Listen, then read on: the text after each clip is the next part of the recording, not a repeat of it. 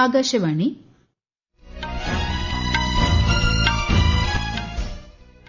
നമസ്കാരം. വാർത്തകൾ വായിക്കുന്നത് അശ്വതി.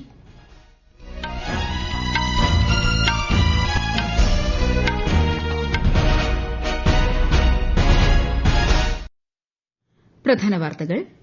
കേന്ദ്രമന്ത്രി അമിത്ഷാ ഇന്ന് CSR കോൺക്ലേവ് ന്യൂഡൽഹിയിൽ ഉദ്ഘാടനം ചെയ്യും. എംപ്ലോയീസ് പ്രൊവിഡന്റ് ഫണ്ട് സ്കീമിന് കീഴിലുള്ള വേതന പരിധി പരിഷ്കരിക്കുന്നതിനെക്കുറിച്ച് 4 മാസത്തിനുള്ളിൽ തീരുമാനമെടുക്കാൻ കേന്ദ്ര സർക്കാരിനും EPFOയ്ക്കും സുപ്രീംകോടതി നിർദ്ദേശം. കേന്ദ്ര സഹമന്ത്രി എൽ മുരുകൻ ഇന്ന് കോട്ടയം IIMCയിലെ വിദ്യാർത്ഥികളുമായി സംവദിക്കും.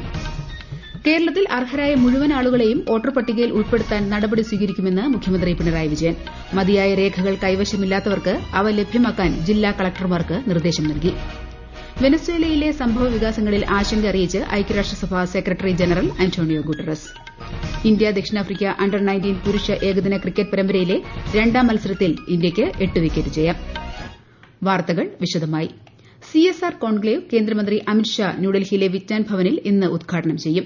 നാഷണൽ ഡയറി ഡെവലപ്മെന്റ് ബോർഡ് സംഘടിപ്പിക്കുന്ന കോൺക്ലേവിൽ കുട്ടികളിലെ പോഷകാഹാരക്കുറവ് ചെറുക്കുന്നതിനുള്ള സഹകരണപരവും നൂതനവും സുസ്ഥിരവുമായ തന്ത്രങ്ങൾ ചർച്ച ചെയ്യും. ഛത്തീസ്ഗഡിലെ ഭിലായ് സ്റ്റീൽ പ്ലാന്റിന്റെ CSR സംരംഭത്തിന് കീഴിലുള്ള ഗിഫ്റ്റ് മിൽക്ക് പ്രോഗ്രാമിന്റെ 3ാം ഘട്ടം ശ്രീ ഷാ ഉദ്ഘാടനം ചെയ്യും. കേന്ദ്രമന്ത്രിമാരായ രാജീവ് രഞ്ജൻ സിംഗ്, അന്നപൂർണ ദേവി എന്നിവർ ചടങ്ങിൽ പങ്കെടുക്കും.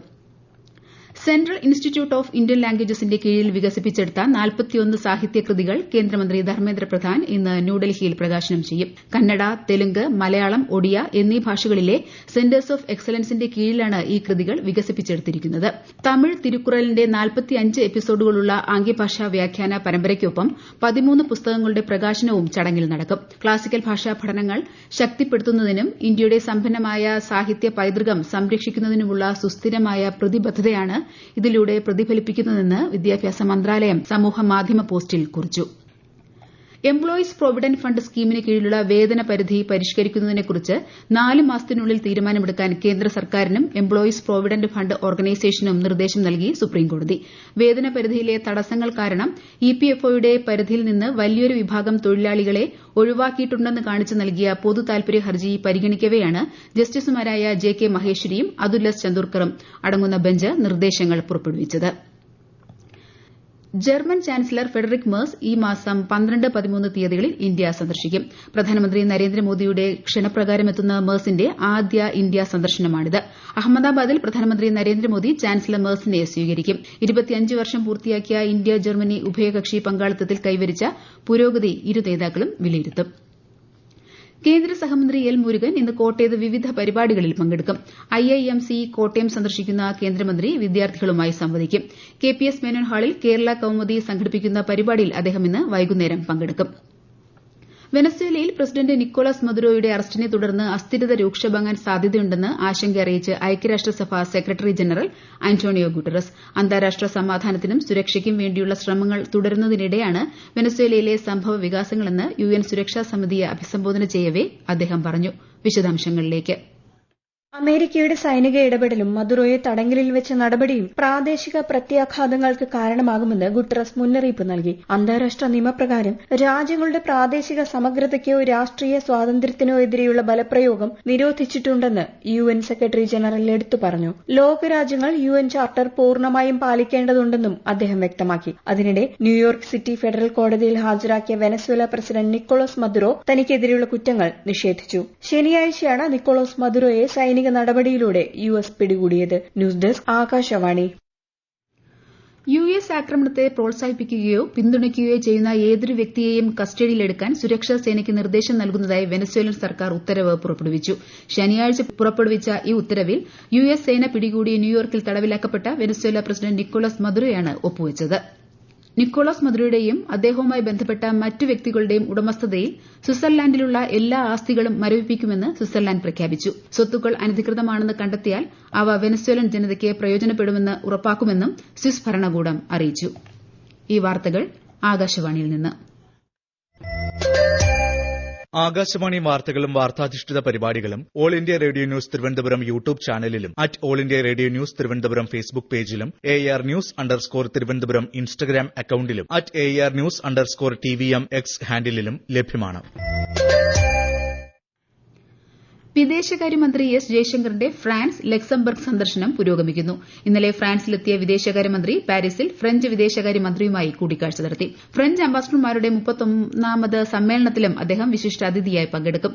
സന്ദർശനത്തിന്റെ രണ്ടാം പാദത്തിൽ ലക്സംബർഗിലെത്തുന്ന അദ്ദേഹം ലക്സംബർഗ് ഉപപ്രധാനമന്ത്രി ഉൾപ്പെടെ ഉള്ളവരുമായി കൂടിക്കാഴ്ച നടത്തും. കേരളത്തിൽ അർഹരായ മുഴുവൻ ആളുകളെയും വോട്ടേഴ്സ് ലിസ്റ്റിൽ ഉൾപ്പെടുത്താൻ ആവശ്യമായ നടപടികൾ എടുക്കുമെന്ന് മുഖ്യമന്ത്രി പിണറായി വിജയൻ. മതിയായ രേഖകൾ കൈവശമില്ലാത്തവർക്ക് യുദ്ധകാലാടിസ്ഥാനത്തിൽ രേഖകൾ ലഭ്യമാക്കുന്നതിനുള്ള നടപടികൾ സ്വീകരിക്കാൻ ജില്ലാ കളക്ടർമാർക്ക് നിർദ്ദേശം നൽകി. രേഖകൾ കിട്ടാൻ ഫീസ് ഈടാക്കില്ല. ഏതെങ്കിലും ഫീസ് ഉണ്ടെങ്കിൽ അത് ഈ കാലയളവിൽ ഒഴിവാക്കും. ആവശ്യമുള്ള സ്ഥലങ്ങളിലെല്ലാം പൊതുജനങ്ങൾക്ക് ബുദ്ധിമുട്ടുണ്ടാകാത്ത രീതിയിൽ ഹിയറിംഗ് കേന്ദ്രങ്ങൾ സജ്ജീകരിക്കുന്നതിനും ജില്ലാ കളക്ടർമാർക്ക് ചുമതല നൽകി. 2014 മുതൽ 2025 വരെയുള്ള പ്രധാനമന്ത്രി നരേന്ദ്രമോദിയുടെ സ്വാതന്ത്ര്യദിന പ്രസംഗങ്ങളുടെ സമാഹാരം കേന്ദ്ര വിദ്യാഭ്യാസ മന്ത്രി ധർമ്മേന്ദ്ര പ്രധാൻ ന്യൂഡൽഹിയിൽ പുറത്തിറക്കി. പ്രസംഗങ്ങളുടെ ഉറുദു വിവർത്തനമാണ് പുസ്തകത്തിലുള്ളത്. खुद बातें मोदी नाम की ये किताब असल में 2004 से 15 तक स्वतंत्रता दिवस के अवसर पर लाल किले की प्राचीर से माननीय प्रधानमंत्री श्री नरेंद्र मोदी जी के द्वारा दिए गए भाषणों का संग्रह है. प्रधानमंत्री जी के भाषण जहां उनकी असरदार भाषण शैली का सबूत है, वहीं ये भाषण इस देश के विकास और खुशहाली के लिए उनके खास विजन का भी दर्शाती है. കോട്ടയം, എറണാകുളം ജില്ലകളിലേക്കും കേന്ദ്രഭരണ പ്രദേശമായ ലക്ഷദ്വീപിലേക്കും ആകാശവാണി പാർട്ട് ടൈം കറസ്പോണ്ടന്റിനെ കരാർ അടിസ്ഥാനത്തിൽ നിയമിക്കുന്നതിന് അപേക്ഷ ക്ഷണിക്കുന്നു. അപേക്ഷകർ ജില്ലാ ആസ്ഥാനത്ത് നിന്നും 10 കിലോമീറ്റർ ചുറ്റളവിൽ സ്ഥിര താമസക്കാരായിരിക്കണം. കൂടുതൽ വിവരങ്ങൾക്ക് www.newsonair.gov.in, പ്രസാർഭാരതി.gov.in എന്നിവ സന്ദർശിക്കുക. അപേക്ഷകൾ സ്വീകരിക്കുന്ന അവസാന തീയതി ഈ മാസം 31. കേന്ദ്ര സർക്കാരിന്റെ വിവിധ പദ്ധതികളെക്കുറിച്ച് ആകാശവാണി തിരുവനന്തപുരം പ്രാദേശിക വാർത്താ വിഭാഗം തയ്യാറാക്കുന്ന പ്രത്യേക ചർച്ചകൾ തിങ്കളാഴ്ച ഒഴികെയുള്ള ദിവസങ്ങളിൽ പ്രക്ഷേപണം ചെയ്യുന്നു.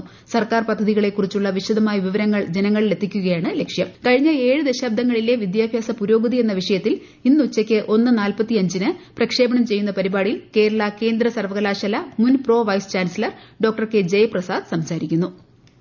ഇറാനിലെ പ്രതിഷേധം 10ാം ദിവസത്തിലേക്ക് കടന്നു. സ്ഥിതി വഷളായാൽ പ്രതിഷേധക്കാരെ പിന്തുണയ്ക്കുമെന്ന് യുഎസ് പ്രസിഡന്റ് ഡൊണാൾഡ് ട്രംപ് മുന്നറിയിപ്പ് നൽകി. വിലക്കയറ്റവും പണപ്പെരുപ്പവും ചൂണ്ടിക്കാട്ടി നടക്കുന്ന പ്രക്ഷോഭങ്ങളിൽ 20ഓളം പേരാണ് കൊല്ലപ്പെട്ടത്.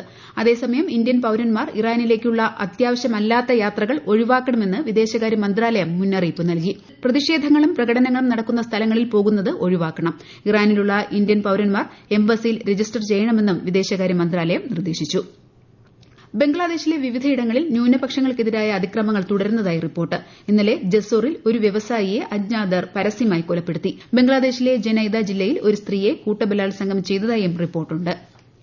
ബെനോണിയിൽ നടന്ന ഇന്ത്യ ദക്ഷിണാഫ്രിക്ക അണ്ടർ-19 പുരുഷ ഏകദിന ക്രിക്കറ്റ് പരമ്പരയിലെ രണ്ടാം മത്സരത്തിൽ ഇന്ത്യ ആതിഥേയരായ ദക്ഷിണാഫ്രിക്കയെ 8 വിക്കറ്റിന് പരാജയപ്പെടുത്തി. ഡക്ക്വർത്ത് ലൂയിസ് സ്റ്റേൺ നിയമപ്രകാരം ഇന്ത്യയുടെ വിജയലക്ഷ്യം 27 ഓവറിൽ 174 റൺസായി വെട്ടിച്ചുരുക്കിയ മത്സരത്തിൽ 23.3 ഓവറിൽ 2 വിക്കറ്റ് നഷ്ടത്തിൽ ഇന്ത്യ അനായാസ ജയം നേടുകയായിരുന്നു. ഇതോടെ ഇന്ത്യ 2-0 പരമ്പര സ്വന്തമാക്കി. ക്വാലാലംപൂരിൽ ഇന്ന് നടക്കുന്ന മലേഷ്യ ഓപ്പൺ ബാഡ്മിന്റൺ ടൂർണമെന്റിൽ ഇന്ത്യയുടെ പി.വി. സിന്ധു മത്സരിക്കും. പരിക്കിനെ തുടർന്ന് മത്സരങ്ങളിൽ നിന്ന് വിട്ടുനിന്ന പി.വി. സിന്ധുവിന്റെ തിരിച്ചുവരവാകും ഈ ടൂർണമെന്റ്. വനിതാ സിംഗിൾസ് മത്സരങ്ങളിൽ മാൾവിക ബൻസോദും ഉന്നതി ഹൂഡയും മത്സരിക്കും.